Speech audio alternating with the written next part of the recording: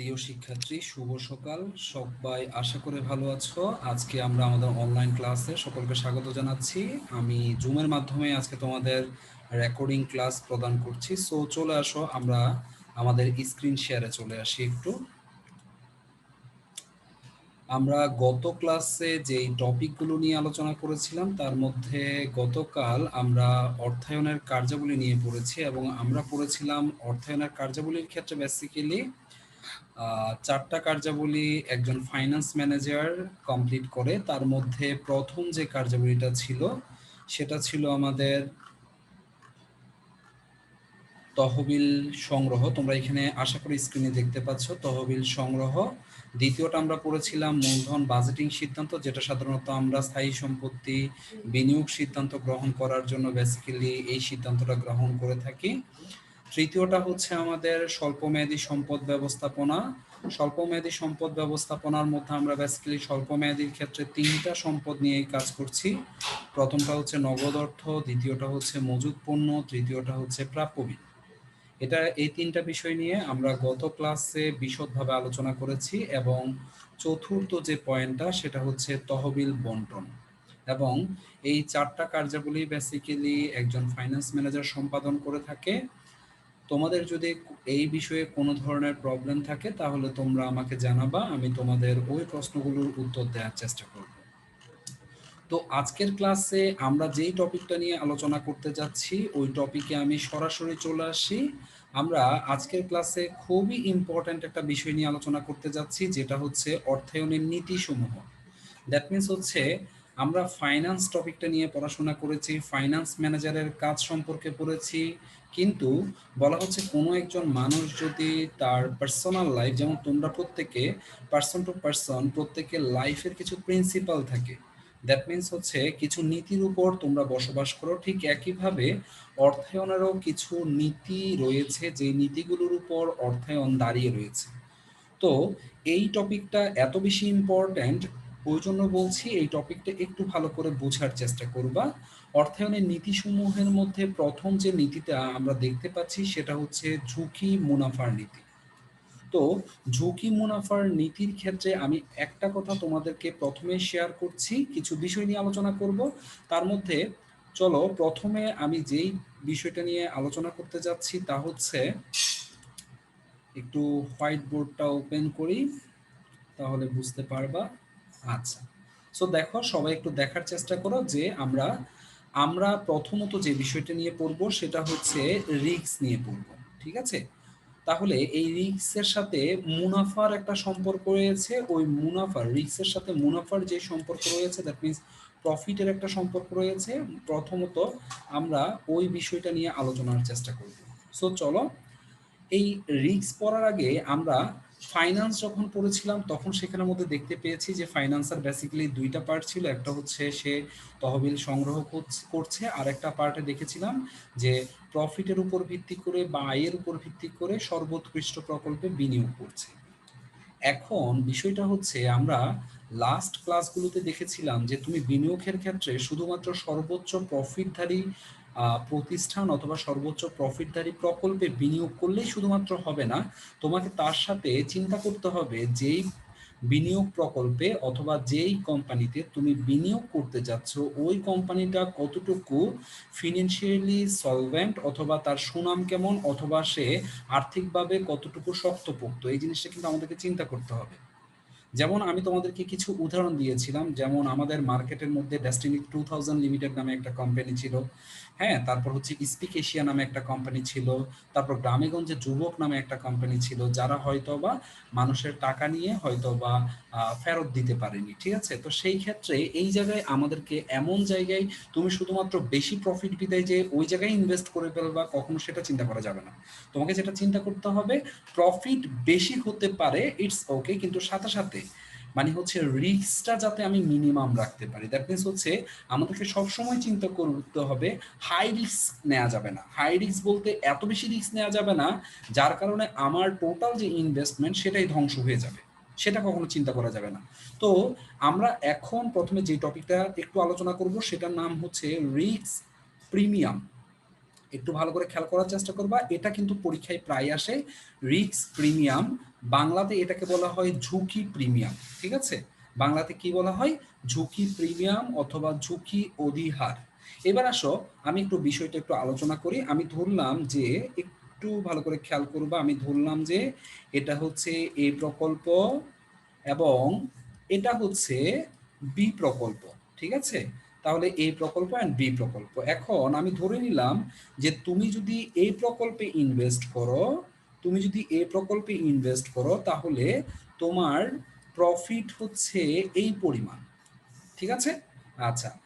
আর এই প্রফিটটা গ্রহণ করার জন্য রিস্ক ছাড়া তো ইনভেস্টমেন্ট হবে না মার্কেটে। সো এই প্রফিটটা গেইন করার জন্য তোমাকে এই পরিমাণ তোমাকে এই পরিমাণ রিস্ক গ্রহণ করতে হবে। তাহলে আমরা যেটা দেখতে পাচ্ছি সেটা হচ্ছে এই প্রকল্পে ইনভেস্ট করলে, আমরা যদি এই প্রকল্পে ইনভেস্ট করি তাহলে আমার প্রফিট হচ্ছে এতটুকু এবং আমার রিস্ক হচ্ছে এতটুকু। ওকে, এবার চলে আসি আমরা বি প্রকল্পে। বি প্রকল্পে আমি ধরে নিলাম যদি আমি ইনভেস্ট করি তাহলে আমার প্রফিট হচ্ছে এই পরিমাণ, এটা হচ্ছে আমার প্রফিট। ওকে, এটা হচ্ছে আমার প্রফিট, ভালো করে খেয়াল করবা। আর যদি বি প্রকল্পে ইনভেস্ট করি তাহলে আমার গেইন হচ্ছে, আমার রিস্ক হচ্ছে এতটুকু, আমার এটা হচ্ছে রিস্ক। এবার আসো, তাহলে আশা করি তোমরা বুঝতে পেরেছো, এটা হচ্ছে এ প্রকল্পে ইনভেস্ট করলে আর এটা হচ্ছে বি প্রকল্পে ইনভেস্ট করলে। এ প্রকল্পে ইনভেস্ট করলে আমার এটা হচ্ছে প্রফিট, আর বি প্রকল্পে এই প্রকল্পে ইনভেস্ট করলে আমার এটা হচ্ছে রিস্ক। আর বি প্রকল্পে যদি ইনভেস্ট করি আমার এই পরিমাণ প্রফিট আর এই পরিমাণ রিস্ক। এবার একটা একটা আমরা একটু মেজার করি, দেখো ভালো করে। এ প্রকল্পে ইনভেস্ট করলে আমার প্রফিট এতটুকু, বি প্রকল্পে ইনভেস্ট করলে আমার প্রফিট এতটুকু। তাহলে আমি এ প্রকল্পে ইনভেস্ট করলেও আমি এতটুকু পর্যন্ত প্রফিট পাচ্ছি, আবার বি প্রকল্পে ইনভেস্ট করলেও আমি এতটুকু পর্যন্ত প্রফিট পাবো। দেখো দুইটা প্রফিটই সমান, এতটুকু পর্যন্ত প্রফিট পাবো। কিন্তু বলা হচ্ছে বি প্রকল্পে যদি তুমি ইনভেস্ট করো তোমার এই পর্যন্ত অতিরিক্ত প্রফিট পাচ্ছ। দ্যাট মিনস এ প্রকল্পে ইনভেস্ট করলে তুমি যে পরিমাণ প্রফিট পাচ্ছ, বি প্রকল্পে ইনভেস্ট করলে তুমি তার চেয়েও, এই যে আমি সেকেন্ড ব্র্যাকেট দিয়ে এখানে যেটা দেখালাম যে এতটুকু পর্যন্ত তুমি বেশি প্রফিট পাচ্ছ। ওকে, আচ্ছা। এবার আসো, এই প্রকল্পে ইনভেস্ট করলে তুমি এতটুকু পর্যন্ত রিস্ক নিতে হচ্ছে, আর বি প্রকল্পে ইনভেস্ট করলে তোমাকে এই পরিমাণ রিস্ক নিতে হচ্ছে। কিন্তু এই প্রকল্পে ইনভেস্ট করো আর বি প্রকল্পে ইনভেস্ট করো, তোমাকে এই পরিমাণ কিন্তু দুই জায়গায় রিস্ক নিতে হচ্ছে। ওকে, এখন দেখো, তাহলে এ প্রকল্পে ইনভেস্ট করলেও তোমাকে এই পরিমাণ রিস্ক নিতে হচ্ছে, বি প্রকল্পে ইনভেস্ট করলেও তোমাকে এই পরিমাণ রিস্ক নিতে হচ্ছে। কিন্তু বলা হচ্ছে বি প্রকল্পে যদি ইনভেস্ট করো তাহলে তোমাকে এই পরিমাণ দেখো একটু, এই পরিমাণ বেশি রিস্ক গ্রহণ করতে হচ্ছে। তার মানে কি? তার মানে হচ্ছে বি প্রকল্পে তুমি যে এই পরিমাণ, এখানে সেকেন্ড ব্র্যাকেট দিয়ে যেটা দেখালাম, এই পরিমাণ প্রফিট বেশি পাচ্ছ, তার বিপরীতে আবার তুমি এই পরিমাণ বেশি রিস্ক গ্রহণ করতে হবে। দ্যাট মিনস বি প্রকল্পে এই পরিমাণ যদি তুমি বেশি রিস্ক গ্রহণ করো তাহলে বি প্রকল্পে তুমি দেখো, আমাদের কিন্তু এইখান থেকে শুরু করে একেবারে নিচ থেকে শুরু করে উপর পর্যন্ত প্রফিট। তাহলে তুমি আমাকে কোয়েশ্চেন করতে পারো যে স্যার তাহলে আপনি পুরো প্রফিটটা না ধরে জাস্ট হচ্ছে এটা কেন ধরছেন? বিষয়টা হচ্ছে দেখো, এ প্রকল্পে ইনভেস্ট করলে যা পাচ্ছ বি প্রকল্পে ইনভেস্ট করলেও এতটুকু পর্যন্ত পাবা। কিন্তু বি প্রকল্পে যে বেশি অংশটা আমি সেটা নিয়ে এখন কথা বলছি।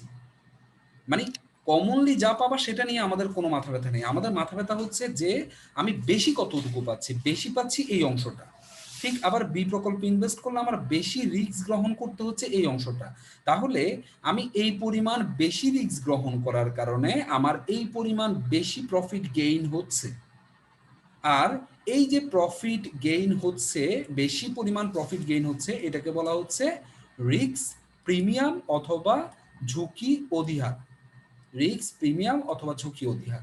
এখন পরীক্ষায় যদি কোশ্চেন আসে যে ঝুঁকি অধিহার বা রিস্ক প্রিমিয়াম কাকে বলবো, এবার বলো তো দেখি আমরা কাকে বলতে পারি। একটু দেখি, বলা হচ্ছে এই যে অতিরিক্ত পরিমাণ ঝুঁকি গ্রহণ করছি এবং অতিরিক্ত পরিমাণে প্রফিট গেইন করছি, রাইট? আর যে অতিরিক্ত পরিমাণে প্রফিট গেইন করছি সেটাকে বলা হচ্ছে রিস্ক প্রিমিয়াম। তাহলে আমরা বলতে পারি অতিরিক্ত ঝুঁকি গ্রহণের কারণে যে অতিরিক্ত পরিমাণে মুনাফা অর্জিত হয় তাকে রিস্ক প্রিমিয়াম বলা হয়। অতিরিক্ত ওয়ার্ডটা কিন্তু বাদ পড়লে তোমাদের এই সংজ্ঞার যে বিষয়টা সেটা কিন্তু হবে না, অতিরিক্ত ওয়ার্ডটা বাদ পড়তে পারবে না। আমি আবারও বলছি অতিরিক্ত ওয়ার্ডটা খুবই ইম্পর্টেন্ট এই জায়গায়। আমি তোমাদেরকে বারবার বলছিলাম ফিন্যান্সের প্রত্যেকটা যে এলিমেন্টগুলো আছে, ওয়ার্ডগুলো আছে, খুব বেশি ইম্পর্টেন্ট। বাদ পড়লে কিন্তু তোমার নাম্বারও বাদ পড়ে যাবে। সো দেখো একটা বিষয়, সেটা হচ্ছে আমি আবারও বলছি সংজ্ঞাটা, রিস্ক প্রিমিয়াম অথবা ঝুঁকি প্রিমিয়াম কাকে বলবো? রিস্ক প্রিমিয়াম, ঝুঁকি প্রিমিয়ামের সংজ্ঞাটা যদি আমি বলি, আমাদেরকে বলা হচ্ছে এই যে অতিরিক্ত পরিমাণ, এই যে দেখো আমি ডাক দিয়ে দিচ্ছি, এই যে অতিরিক্ত পরিমাণ ঝুঁকি গ্রহণের কারণে যে অতিরিক্ত পরিমাণ মুনাফা অর্জিত হয় তাকে আমরা রিস্ক প্রিমিয়াম বলবো। আশা করে কারো কোনো আর সমস্যা নাই ঝুঁকি প্রিমিয়াম নিয়ে, আর কারো কোনো তেমন একটা দ্বিমত নেই। এরপরেও যদি প্রবলেম থাকে তোমরা আমাকে মেসেঞ্জারে জানাবা, কোনো সমস্যা নাই, আমি তোমাদের আনসার করব। সো এরপর আমরা একটু তাহলে আমাদের এই জায়গায় একটু আসি, সেটা হচ্ছে অ্যাগেন আমি একটু স্ক্রিন শেয়ারে যাচ্ছি। তাহলে আমরা প্রথম যে নীতিটা পড়ছিলাম সেটা হচ্ছে ঝুঁকি আর মুনাফার নীতি। বলা হচ্ছে তুমি যদি কোনো কোম্পানিতে অতিরিক্ত ঝুঁকি গ্রহণ করো তাহলে তোমার মুনাফাও বৃদ্ধি পাবে। দ্যাট মিনস হচ্ছে ঝুঁকির পরিমাণ যত বেশি হবে মুনাফার পরিমাণও তত বেশি হবে, আর ঝুঁকির পরিমাণ যত কম হবে মুনাফার পরিমাণ তত কম হবে। এই জিনিসটা মনে রাখবা। ওই জন্যই একটা কথা আছে, হাই রিস্ক হাই গেইন, মানে বেশি ঝুঁকি বেশি মুনাফা, লো রিস্ক লো গেইন মানে হচ্ছে কম রিস্ক কম মুনাফা। অথবা আরো একটা কথা বলতে পারো, সেটা হচ্ছে no risk no gain. No risk no gain বললে একটু সমস্যা আছে, কারণ হচ্ছে ট্রেজারি বিলে তো আমরা রিস্ক গ্রহণ করা ছাড়াই আসলে কি মুনাফা অর্জন করতে পারি। আমরা দেখছি যে ট্রেজারি বিলে কোনো ধরনের ঝুঁকি নেই, বাট আমরা সেখান থেকে কিন্তু মুনাফা গেইন করি। তাহলে আমরা নো রিস্ক নো গেইন বলবো না, আমরা যেটা বলবো সেটা হচ্ছে high risk high gain, low risk low gain. এটা তোমরা পরীক্ষার হলে যদি ঝুঁকি ও মুনাফার নীতি আসে সেই জায়গায় ইংলিশে এই মানে হচ্ছে যে সেগমেন্টটা বা এই স্টেটমেন্টটা তোমরা ইউজ করতে পারবা। তাহলে চলো আমরা একটু দেখি এই জায়গায় কি বলছে। বলা হচ্ছে বিনিয়োগ হতে প্রত্যাশিত মুনাফা অপেক্ষা প্রকৃত মুনাফা কম হওয়ার সম্ভাবনাকে ঝুঁকি বলে। আচ্ছা, এই জায়গায় একটা বিষয় আমি তোমাদেরকে বলি। তাহলে এখন আমরা স্যার ঝুঁকি নিয়ে তো আমরা আসলে আমরা হর হামেশাই আমাদের পার্সোনাল লাইফে দৈনন্দিন জীবনে আমরা ঝুঁকি ওয়ার্ডটা জানি। এখন যদি একেবারে সুন্দর করে একটু তোমাদেরকে বোঝানোর চেষ্টা করি, ঝুঁকিটা হচ্ছে মনে করো তোমরা প্রথম সময়কে, ঠিক আছে, হয়তোবা মনে করো আমি ইলমাকে বলছি, ইলমা যদিও গত ক্লাসে আমার মিস করেছে, কেন মিস করেছে ও আমাকে বলে নাই, তারপর আমি বলছি ইলমা ইলমা এখন দেখো বিষয়টা হচ্ছে তুমি ধরে নিছো যে তুমি এইবারের আমাদের সামনের আপকামিং যে পরীক্ষাটা আসছে পরীক্ষাতে ফিনান্সের মধ্যে 80 নাম্বার পাবা, 100তে পরীক্ষা দিয়ে 80 মার্কস পাবা। এখন এটা হচ্ছে তোমার এক্সপেকটেশন, প্রত্যাশিত মুনাফা বা প্রত্যাশিত নাম্বার, কিন্তু প্রকৃতপক্ষে দেখা গেল তুমি পেয়েছো 70 নাম্বার। তাহলে তোমার প্রকৃত রেজাল্ট আর প্রত্যাশিত রেজাল্ট দুইটা কিন্তু সেম হয়নি, দুইটার মধ্যে একটা পার্থক্য রয়ে গেছে। আর পার্থক্যটা কত স্যার? এখানে পার্থক্যটা হচ্ছে 10 মার্কস। তাহলে এই যে 10 মার্কসের পার্থক্য, এটাকে বলা হচ্ছে আমাদের ঝুঁকি। এই জায়গায় বলা হচ্ছে তুমি ধরে নিছিলা যে তোমার মুনাফা হবে 1 লক্ষ টাকা, কিন্তু তোমার মুনাফা হয়েছে 80,000 টাকা। তাহলে 20,000 টাকা যে কম মুনাফা হয়েছে এটাকে বলা হচ্ছে ঝুঁকি। ওই জন্য বলা হচ্ছে বিনিয়োগ হতে প্রত্যাশিত মুনাফা অপেক্ষা প্রকৃত মুনাফা কম হওয়ার সম্ভাবনাকে ঝুঁকি বলা হয়। ঝুঁকির কারণেই বিভিন্ন ক্ষেত্রে আশানুরূপ মুনাফা অর্জিত হয় না এবং বিনিয়োগ ক্ষতির সম্মুখীন হতে পারে। দ্যাট মিনস ঝুঁকি বেশি যখন হয়ে যায় তখন কিন্তু আমাদের বিনিয়োগ ক্ষতির সম্মুখীন হয়ে যায়। আচ্ছা, বিনিয়োগ হতে প্রাপ্ত নগদ সুবিধাকে মুনাফা বলা হয়। দ্যাট মিনস তুমি যে বিনিয়োগ করবে সেখান থেকে তোমার একটা নগদ সুবিধা হবে, যেটা ক্যাশ বেনিফিট। দ্যাট মিনস হচ্ছে তোমার যে পরিমাণ আয় হবে সেটা থেকে মোট ব্যয় বাদ দেওয়ার পরে যে অ্যামাউন্টটা থাকবে সেটাই হচ্ছে প্রফিট বা বেনিফিট। বিনিয়োগকারীকে মুনাফার আশায় বিনিয়োগ করে। তো এখানে বলা হচ্ছে ঝুঁকি মুনাফার নীতি। এই জায়গায় একটু বলি, আমি আবারও বলছি তোমাদেরকে মনে করানোর জন্য, ঝুঁকি কাকে বলে আমরা বুঝলাম, আর মুনাফা নিয়ে তো আমাদের আগে থেকে একটা নলেজ আছে। তো এইখানের মধ্যে বলা হচ্ছে কি, তুমি কোনো ব্যবসায়ে যত বেশি ঝুঁকি গ্রহণ করবা তত বেশি তোমার প্রফিট হবে, যত কম ঝুঁকি গ্রহণ করবা তত কম কি হবে, প্রফিট হবে। তাহলে আমরা এখান থেকে কি দেখতে পাচ্ছি? আমরা একটা জিনিস দেখতে পাচ্ছি, যদি আমি এই স্টেটমেন্টের কথা যদি বলে তোমাদেরকে একটা জিনিস বোঝানোর চেষ্টা করি, সেটা হচ্ছে, এটা আমি একটু মুছে ফেলছি, এটা আশা করি বুঝতে পারছো, রিস্ক প্রিমিয়াম। তাহলে আমি একটা কথা বলতে পারি, আমি যদি বলি রিস্কের সাথে প্রফিটের রিলেশনশিপ আমি দেখাচ্ছি, ঠিক আছে? তাহলে রিস্কের সাথে যদি আমি প্রফিটের রিলেশনশিপ দেখাই, দেখা যাবে রিস্ক যখন বৃদ্ধি পায় তখন আমাদের প্রফিটের রিলেশনটা হচ্ছে রিস্ক যখন বৃদ্ধি পায় প্রফিট তখন বৃদ্ধি পায়। তাহলে রিস্কের সাথে প্রফিটের রিলেশন হচ্ছে সমমুখী। রিস্ক যখন বৃদ্ধি পায়, প্রফিট যদি বৃদ্ধি পায়, তাহলে আমরা বলতে পারি রিস্কের সাথে প্রফিটের রিলেশন হচ্ছে সমমুখী। আবার অন্য দিকে যদি আমি বলি রিস্কের সাথে প্রফিটের রিলেশনটা যদি আমি দেখানোর চেষ্টা করি, রিস্ক যদি হ্রাস পায় মানে ঝুঁকি যদি হ্রাস পায় তাহলে প্রফিটও হ্রাস পাবে। তাহলে এই জায়গায় দেখতে পাচ্ছি আমাদের রিস্কের সাথে প্রফিটের রিলেশন তাও সমমুখী। দ্যাট মিনস ঝুঁকি যদি কম নাও তুমি, প্রফিট কম হবে, ঝুঁকি যদি বেশি নাও তাহলে প্রফিট বেশি হবে। আশা করি বিষয়টা তোমাদের ক্লিয়ার হয়েছে। পরীক্ষায় আসতে পারে যে ঝুঁকির সাথে মুনাফার রিলেশনশিপ বা সম্পর্ক সমমুখী না বিপরীতমুখী? সমমুখী, অবশ্যই সমমুখী। তাহলে দেখো বলা হচ্ছে ঝুঁকি মুনাফা নীতি অনুসারে বিনিয়োগ যত ঝুঁকিপূর্ণ হবে প্রত্যাশিত মুনাফার হার তত বেশি হবে। মানে ঝুঁকির পরিমাণ যত বেশি হবে মুনাফার পরিমাণ বা প্রত্যাশিত মুনাফার পরিমাণ তত বেশি হবে। কারণ একজন বিনিয়োগকারী যখন অধিক ঝুঁকি গ্রহণ করে তখন সে অধিক মুনাফা প্রত্যাশা করে। কারণ সে ঝুঁকিটা নিচ্ছে কেন, রিস্কটা কেন নিচ্ছে? রিস্কটা নিচ্ছে কারণ তার রিস্ক কখন সে বেশি নেবে, যখন সে দেখতেছে যে তার মুনাফা বেশি হচ্ছে তখনই তো সে রিস্ক বেশি নেবে, না হলে সে কেন রিস্ক বেশি নেবে? মনে করো তুমি সমান মুনাফা দিবা কিন্তু রিস্ক বেশি নিতে হবে, ওই রকম জায়গায় মানুষ কিন্তু ইনভেস্ট করবে না। মনে করো তুমি এই কোম্পানিতেও 12% মুনাফা দিচ্ছে, বি কোম্পানিতেও 12% মুনাফা দিচ্ছে, কিন্তু দেখা যাচ্ছে বি কোম্পানির রিস্ক বেশি, তাহলে তুমি অবশ্যই সেই দিক থেকে চিন্তা করে তুমি বি কোম্পানিতে ইনভেস্ট করবে না, তুমি ইনভেস্ট করবা এই কোম্পানিতে, কারণ তুমি সেম মুনাফা পাওয়ার জন্য কখনো বেশি রিস্ক গ্রহণ করবা না। ওকে, সো দেখো বলা হচ্ছে আর্থিক ব্যবস্থাপকের ঝুঁকি ও মুনাফার মধ্যে সমন্বয় সাধন করে ব্যবসায়ের আর্থিক সিদ্ধান্ত গ্রহণ করা উচিত যাতে প্রতিষ্ঠানের লক্ষ্য অর্জন করা যায়। দ্যাট মিনস তোমাকে কয়েকটা জিনিস চিন্তা করতে হবে। একটা হচ্ছে তোমার কোম্পানিটা কতটুকু স্ট্রং, মানে তুমি কতটুকু ঝুঁকি গ্রহণ করার মতো অ্যাবিলিটি আছে। ঠিক আছে, মনে করো বিষয়টা যদি আমি একটু বলি সেটা হচ্ছে মনে করো আমাদের বা তোমাদের যে বয়সটা আছে, ঠিক আছে, আমরা অনেক কিছু হয়তো বা সহ্য করতে পারবো, অনেক রিস্ক আমরা গ্রহণ করতে পারবো। মনে করো আমরা এখন যদি শেয়ার মার্কেটে ইনভেস্ট করি, ঠিক আছে, মনে করো আমি একটা কোনো শেয়ার মার্কেটে ইনভেস্ট করলাম বা তুমি কোনো শেয়ার মার্কেটে ইনভেস্ট করলাম, তো আমরা জানি শেয়ার মার্কেটের মানে প্রোডাক্ট যে শেয়ারের প্রাইস ইন্ডেক্স এটা কিন্তু আপ ডাউন করে। ঠিক আছে, তো তুমি আজকে ইনভেস্ট করলা, কালকে সকালবেলা ঘুম থেকে উঠে তুমি চা খাচ্ছ আর পেপার পড়তেছো, হঠাৎ করে দেখলা যে তুমি যে কোম্পানির শেয়ার মার্কেটে ইনভেস্ট করছো হঠাৎ করে ওই কোম্পানির ওই শেয়ারের দামটা একদম নিচে নেমে গেছে। ঠিক আছে, তো এটা নামার পরে তোমার কি দশা হবে একবার চিন্তা করে দেখছো?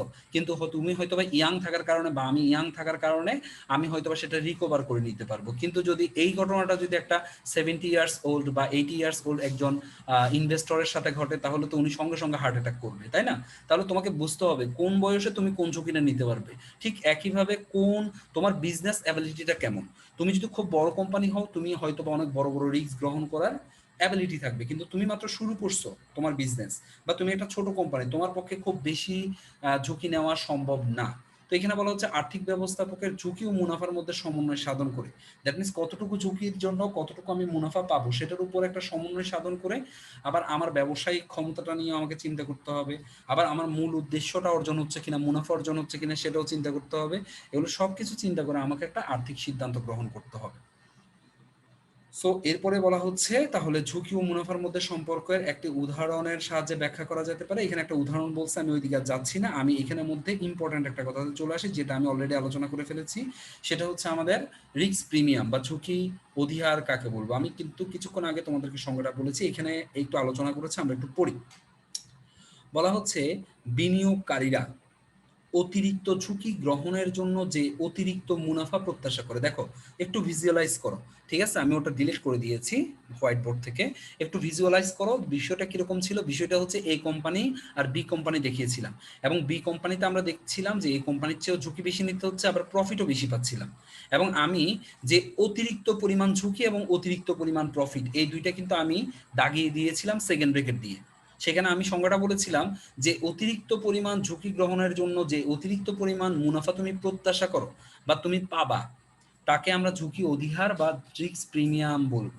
তাহলে এখানে আমাদের ফিন্যান্স বুকের ভাষায়ও কিন্তু একই কথা বলছে, আমি বিনিয়োগকারী, সো বিনিয়োগকারীরা অতিরিক্ত ঝুঁকি গ্রহণের জন্য যে অতিরিক্ত পরিমাণ মুনাফা প্রত্যাশা করে তাকে ঝুঁকি অধিহার অথবা রিস্ক প্রিমিয়াম বলে। একটা উদাহরণের সাহায্যে বলেছে, দেখো ঝুঁকি প্রিমিয়াম হচ্ছে ঝুঁকিপূর্ণ সম্পদে বিনিয়োগ হতে মুনাফার হার, এবং ঝুঁকিমুক্ত সম্পদে বিনিয়োগ হতে মুনাফার হারের পার্থক্য। ধরা যাক জনাব কায়সার সরকারি বন্ডে বিনিয়োগ করেছে, তো সরকারি বন্ডে বেসিক্যালি আমাদের দেখা যাচ্ছে আমরা সরকারি বন্ডে যদি ইনভেস্ট করি 10% মুনাফা পাচ্ছি। এছাড়াও তিনি ঝুঁকিপূর্ণ সম্পদে অর্থাৎ একটি কর্পোরেট প্রতিষ্ঠানের শেয়ারে বিনিয়োগ করেছেন, যেখান থেকে 22% কি পাচ্ছেন উনি লাভ পাচ্ছেন। ঠিক আছে, তাহলে নর্মালি ঝুঁকি ছাড়া বা নর্মালি ঝুঁকি নিয়ে ঝুঁকি ছাড়া উনি 10% পাচ্ছেন। আর যদি আমি ধরি যে ঝুঁকি নিয়ে কত পাচ্ছেন, অতিরিক্ত পরিমাণ ঝুঁকি নিয়ে উনি 22% পাচ্ছেন। তাহলে এখানের মধ্যে পার্থক্য কত? 12%। এটাই হচ্ছে আমাদের ঝুঁকি প্রিমিয়াম বা ঝুঁকি অধিহার। তো আশা করি বিষয়টা তোমাদের ক্লিয়ার হয়েছে। এরপরে আমার মনে হচ্ছে ঝুঁকি অধিহার নিয়েও কোনো সমস্যা থাকবে না, অথবা আমাদের রিস্ক, আমাদের যে মুনাফার সাথে রিস্কের যে সম্পর্কটা বা আমাদের ঝুঁকি ও মুনাফার যে নীতিটা, এটা নিয়েও তোমাদের আর কোনো প্রবলেম থাকবে না। সো তোমরা এই টোটাল বিষয়টা আমি একটু বলছি কতটুকু পর্যন্ত তুমি বেসিক্যালি পড়তে হবে, এটা আমি তোমাকে দেখাই দিচ্ছি। তুমি এই যে এই পয়েন্ট পর্যন্ত পড়ে ফেলবা, এরপরে চলে আসি আমরা নেক্সট যে নীতিটা আছে আমাদের, ওই নেক্সট নীতিতে চলে আসছি। নেক্সট নীতিটা হচ্ছে তারল্য ও মুনাফার নীতি। হ্যাঁ, এবার আসো আমরা একটু তারল্য ও মুনাফার নীতিটা নিয়ে একটু দেখি। তারল্য ও মুনাফার নীতি বলতে আমাদের কি বোঝাচ্ছে, এই জিনিসটা আমরা একটু বোঝার চেষ্টা করি। আমি অ্যাগেইন একটু হোয়াইট বোর্ডে চলে যাচ্ছি, সবাই একটু দেখার চেষ্টা করো হোয়াইট বোর্ডটা। আশা করে হোয়াইট বোর্ডটা তোমরা দেখতে পাচ্ছ।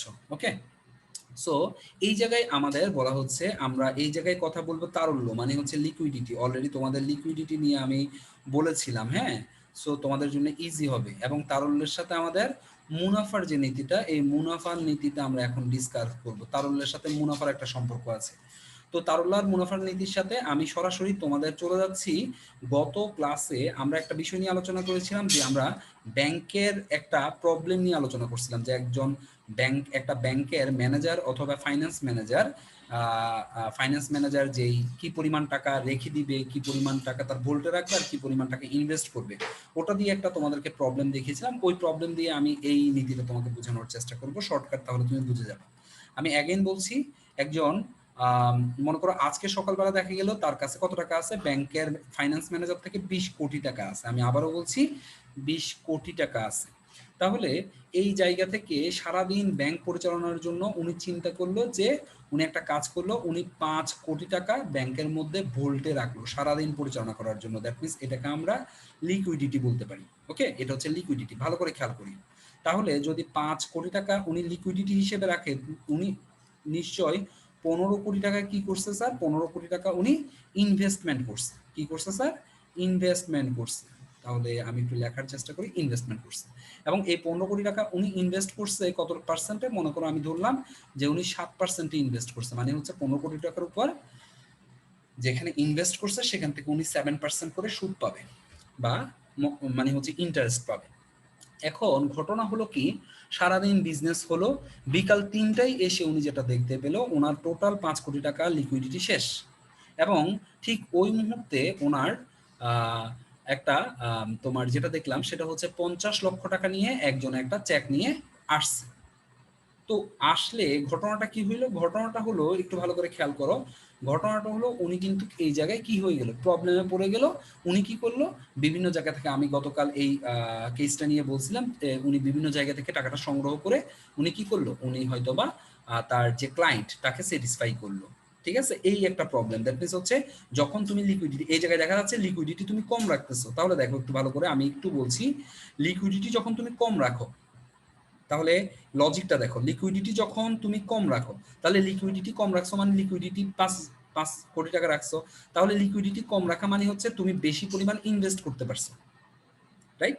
তাহলে লিকুইডিটি যদি কম থাকে, আমাদের ইনভেস্টমেন্ট বেশি। ওকে, আচ্ছা, ইনভেস্টমেন্ট যদি বেশি হয়, আমাদের প্রফিটও কিন্তু বেশি, কারণ হচ্ছে আমার বেশি পরিমাণ বিনিয়োগ করছি মানে বেশি পরিমাণ প্রফিট। সাথে সাথে আবার একটা সমস্যা এখানের মধ্যে ক্রিয়েট হয়েছে, সেটা হচ্ছে যেহেতু আমি লিকুইডিটি কম রাখছি বিদায় আমার এখানের মধ্যে একটা রিস্ক ক্রিয়েট হয়েছে, যেটা আমরা আমাদের একদম লাস্ট 3টার পরে যে কাস্টমারটা আসছে সেখানের মধ্যে দেখতে পেলাম যে আমার রিস্ক ক্রিয়েট হয়েছে। তাহলে লিকুইডিটি কম রাখার কারণে আমার রিস্ক কি হলো, রিস্ক বৃদ্ধি পেল স্যার। তাহলে দেখো একটু ভালো করে, লিকুইডিটির সাথে আমি যদি আমার প্রফিটের বা আমার ইনভেস্টমেন্টের অথবা আমার রিস্কের যদি কম্পেয়ার করি, তাহলে এখানের মধ্যে কয়েকটা বিষয় দাঁড়ালো। একটা হচ্ছে আমি বলতে পারি লিকুইডিটি, একটা হলো আমি বলতে পারি রিস্ক, ভালো করে একটু খেয়াল করো, রিস্ক। আর একটা বিষয় হচ্ছে আমি বলতে পারি যে আমার ইনভেস্টমেন্টের সাথে একটা রিলেশনশিপ আছে। আর একটা বিষয় হচ্ছে আমি বলতে পারি আমার প্রফিটের সাথে একটা রিলেশনশিপ আছে। ওকে, এই 4টা আইটেমের সাথে একটা রিলেশনশিপ আছে লিকুইডিটি। একটা একটা করে বুঝাচ্ছি, ভালো করে খেয়াল করো। তাহলে বলা হচ্ছে প্রথম আমি এখন যে কেসটা তোমাদেরকে বললাম এখানের মধ্যে দেখা যাচ্ছে যে লিকুইডিটি আমি কি করছি, কম রাখছি। ওকে, এই যে দেখো লিকুইডিটি কম। তাহলে লিকুইডিটি কম মানে হচ্ছে ক্লায়েন্ট এসে হয়তো বা টাকা না পেতে পারে, সুনাম অক্ষুণ্ণ থাকবে না, মানে সুনামের সমস্যা হবে। সো আমার এই জায়গায় আমি দেখা যাচ্ছে লিকুইডিটি যদি কম রাখি আমার রিস্কের পরিমাণ বেশি, এবং লিকুইডিটি যখন কম রাখি তখন আমার ইনভেস্টমেন্টের পরিমাণও বেশি। তাহলে ইনভেস্টমেন্ট লিখলাম, ইনভেস্টমেন্ট বেশি। আচ্ছা, ইনভেস্টমেন্টের পরিমাণ যদি বেশি হয় আমার প্রফিটের পরিমাণও বেশি। প্রফিটের পরিমাণ স্যার এই যে বেশি। ওকে, প্রফিটের পরিমাণ বেশি। তাহলে এই গেল একটা ক্রাইটেরিয়া, ঠিক আছে, মাথায় রাখবা। এই যে দেখো আমি আবারও বলছি, লিকুইডিটির পরিমাণ বেশি হয় তখন রিস্কের পরিমাণ কি হয়, রিস্কের পরিমাণও বেশি হয়, কারণ লিকুইডিটি কম রাখছি, যা দরকার তার চেয়েও কম রাখলে তুমি হাত খরচ লাগবে 100 টাকা, তুমি নিয়ে গেছো 80 টাকা, তাহলে তোমার রিস্ক বেড়ে গেল, বিষয়টা এরকম। তাহলে লিকুইডিটি যখন কম রাখবো তাহলে বেশি পরিমাণ আমি ইনভেস্ট করতে পারছি, এবং বেশি পরিমাণ ইনভেস্ট থেকে আমার প্রফিটও বেশি আসছে। তাহলে আমি যদি লিকুইডিটির সাথে প্রফিটের শুধুমাত্র আমি রিলেশনশিপ দেখাই, আমি দেখাইতে পারবো লিকুইডিটি যদি কম রাখি তাহলে প্রফিটের পরিমাণ বৃদ্ধি হবে। এই দুইটা আমি বাদ দিয়ে যদি কথা বলি তাহলে আমি লিকুইডিটি এবং মানে হচ্ছে তারল্য মুনাফার নীতিতে আমরা দেখতে পাচ্ছি লিকুইডিটি কম হলে প্রফিট বৃদ্ধি পায়। এবার আসো নেক্সট কথাতে আসি। এবার সেকেন্ড কেস, পরের দিন তুমি আর এই ভুলটা করলো না, তুমি যেটা করলা সেটা হচ্ছে আজকে আজকে তুমি আর 5 কোটি টাকা রাখতেছো না, আজকে তুমি 8 কোটি টাকা রাখতেছো। দ্যাট মিনস লিকুইডিটি কি হয়ে গেল স্যার, লিকুইডিটি এখানের মধ্যে বেড়ে গেল। ভালো করে খেয়াল করো, লিকুইডিটি বেড়ে গেল। তাহলে লিকুইডিটি যেহেতু বাড়ছে তাহলে তোমার এই জায়গায় ইনভেস্টমেন্ট, অর্থাৎ তুমি ইনভেস্টমেন্ট করছো কত স্যার, 12 কোটি টাকা। 12 কোটি টাকা তুমি ইনভেস্টমেন্ট করতে পারছো। তাহলে দেখো একটু ভালো করে, গত দিন তুমি 15 কোটি টাকা ইনভেস্ট করতে পারছো, আজকে 12 কোটি টাকা ইনভেস্ট করতে পারছো। তাহলে দেখা যাচ্ছে ইনভেস্টমেন্ট কমে গেছে, রাইট? আচ্ছা, ইনভেস্টমেন্ট কমে গেছে। এখন ইনভেস্টমেন্ট যদি কমে স্যার, তাহলে গতকাল পেয়েছিলে তুমি 15 কোটি টাকার উপর 7%, কিন্তু আজকে তুমি 7% পাবা, ঠিক আছে, কিন্তু কত কোটি টাকার উপর পাবা তুমি, শুধুমাত্র 12 কোটি টাকার উপর 7% পাবা। তাহলে তোমার প্রফিটও কি হয়ে গেছে, কমে গেছে। প্রফিট কমে গেছে, ইনভেস্টমেন্ট কম মানে প্রফিট কম। কিন্তু একটা জায়গায় তোমার হয়তো বা সাপোর্ট দিচ্ছে, সেটা হচ্ছে যেহেতু তুমি 8 কোটি টাকা রেখে দিচ্ছ লিকুইডিটি হিসাবে, সো তোমার কাস্টমার এসে এবার আর ফিরে যাবে না বা বসেও থাকতে হবে না। দ্যাট মিনস তোমার এই জায়গায় যে একটা রিস্কের পরিমাণ, ওই রিস্কের পরিমাণ কমে গেছে স্যার। ওকে, রিস্কের পরিমাণ কমে গেল। তাহলে আলটিমেটলি আমরা এখানের মধ্যে কি ক্রাইটেরিয়া, অ্যাগেন আমরা যদি একটা লজিক ক্রিয়েট করি, ভালো করে খেয়াল করো, এল আর, আর মানে কি স্যার, আর মানে রিস্ক, লিকুইডিটি মানে হচ্ছে তারল্য, আর মানে রিস্ক, আর আই মানে হচ্ছে যে ইনভেস্টমেন্ট মানে বিনিয়োগ, পি মানে হচ্ছে প্রফিট। আমি এগুলোর সাথে রিলেশনশিপ ক্রিয়েট করব। এটা হচ্ছে যে প্রথম ক্রাইটেরিয়া, যখন আমি লিকুইডিটি বেশি রাখবো, সরি, যখন আমি লিকুইডিটি কম রাখবো, প্রথম ক্রাইটেরিয়া ছিল। এবারের কেসটা, আজকের কেসটা হচ্ছে যে লিকুইডিটি যখন আমি কি করব, লিকুইডিটি যখন আমি, হ্যাঁ, যেটা বলছিলাম, যেটা বলছিলাম সেটা হচ্ছে লিকুইডিটি যখন আমি এবার বেশি রাখবো। হ্যাঁ, লিকুইডিটি যদি আমি দেখি যে আমি একটু অ্যারো মার্ক দিয়ে দেখাচ্ছি, লিকুইডিটি যদি বেশি রাখি, এই যে দেখো লিকুইডিটি বেশি, লিকুইডিটি বেশি রাখলে আমার রিস্ক কিন্তু কমে যাচ্ছে। এই যে দেখো রিস্কের পরিমাণ কমে যাচ্ছে, ঠিক আছে, কারণ হচ্ছে আজকে কোনো কাস্টমার এসে আর ফিরে যেতে পারবে না, ঠিক আছে, সো রিস্ক কমে যাচ্ছে। আবার লিকুইডিটি কম রাখার সাথে সাথে কিন্তু আমার ইনভেস্টমেন্ট কমে যাচ্ছে। দেখো ইনভেস্টমেন্ট কম, ঠিক আছে, ইনভেস্টমেন্ট কম। আবার ইনভেস্টমেন্ট কমে গেলে কিন্তু আমার প্রফিটও কমে যাচ্ছে, সো প্রফিট কম। ওকে, তাহলে এই যে ক্রাইটেরিয়া, এই ক্রাইটেরিয়া থেকে আরো একটা নতুন ফরম্যাট পেলাম। তাহলে এবার দেখো এইখানে যদি এবার একটা রিলেশনশিপ ক্রিয়েট করি, আমার দেখা যাচ্ছে লিকুইডিটি যদি, সরি, হ্যাঁ, লিকুইডিটি যদি বেশি থাকে তাহলে রিস্ক কম, আর রিস্ক কমে যাচ্ছে, আবার ইনভেস্টমেন্ট কমে যাচ্ছে, আবার প্রফিট কমে যাচ্ছে। ওকে, প্রফিট কমে যাচ্ছে। তাহলে আমরা যদি এইখানের মধ্যে যদি আমরা রিলেশনশিপ লিকুইডিটির সাথে যদি আমরা প্রফিটের সাথে আলোচনা করতে চাই, তাহলে হচ্ছে লিকুইডিটি যদি বৃদ্ধি পায় মানে হচ্ছে হাই লিকুইডিটি মানে তারল্য যদি বাড়ে, আমাদের প্রফিট কমে যাবে। তাহলে আমরা এখন এই টোটাল বিষয়টা আশা করি বুঝতে পারছি। এই দুইটা জিনিস মাথায় রাখবা, একটা হচ্ছে যে এই যে এই জিনিসটা বুঝালাম, এই জিনিসটা একটু মাথায় রাখবা। এখানের মধ্যে টোটাল ক্রাইটেরিয়া, এগুলো কিন্তু ফিনান্সের বেসিকের জন্য খুব বেশি ইম্পর্টেন্ট। আমি বারবার বলছি ফিনান্সের বেসিকের জন্য এই কথাবার্তাগুলো খুব বেশি ইম্পর্টেন্ট, ঠিক আছে। আরেকটা হচ্ছে এটা, এই দুইটা বিষয়। তাহলে আমরা যেটা দেখলাম, লিকুইডিটি কমে গেলে রিস্ক বেড়ে যায়, আবার লিকুইডিটি কমে গেলে ইনভেস্টমেন্ট বেড়ে যায়, আবার লিকুইডিটি কমে গেলে প্রফিট বেড়ে যায়। তাহলে লিকুইডিটির সাথে যদি প্রফিটের রিলেশনশিপ বলি, বিপরীতমুখী, কারণ লিকুইডিটি কমলে তারল্য কমলে প্রফিট বাড়ে। আবার লিকুইডিটির সাথে রিস্কের মানে হচ্ছে সম্পর্ক বিপরীতমুখী। আবার লিকুইডিটির সাথে ইনভেস্টমেন্টের সম্পর্ক বিপরীতমুখী। ওকে, এবার দেখো লিকুইডিটির সাথে রিস্কের, লিকুইডিটি যখন বাড়ে রিস্ক তখন কমে যায়, লিকুইডিটি যখন বাড়ে ইনভেস্টমেন্ট তখন কমে যায়, লিকুইডিটি যখন বাড়ে তখন প্রফিট কমে যায়। তাহলে দেখা যাচ্ছে লিকুইডিটির সাথে রিস্ক বলো, ইনভেস্টমেন্ট বলো, প্রফিট বলো, সব আবার এখানের মধ্যে বিপরীতমুখী। সো আশা করি তোমাদের বিষয়টা ক্লিয়ার হয়েছে। ওকে, সো আমি আবার স্ক্রিন শেয়ারে যাচ্ছি, আমাদের ফিন্যান্স বুকে কি বলছে আমরা একটু দেখি, আশা করি তোমরা সবাই দেখতে পাচ্ছ। সো দেখো তারল্য মুনাফার নীতি, তাহলে আমরা এতক্ষণ কি দেখলাম, তারল্যের সাথে মুনাফার হচ্ছে বিপরীতমুখী সম্পর্ক। তাহলে দেখো তারল্য মুনাফার নীতি বলতে মুনাফা বোঝায়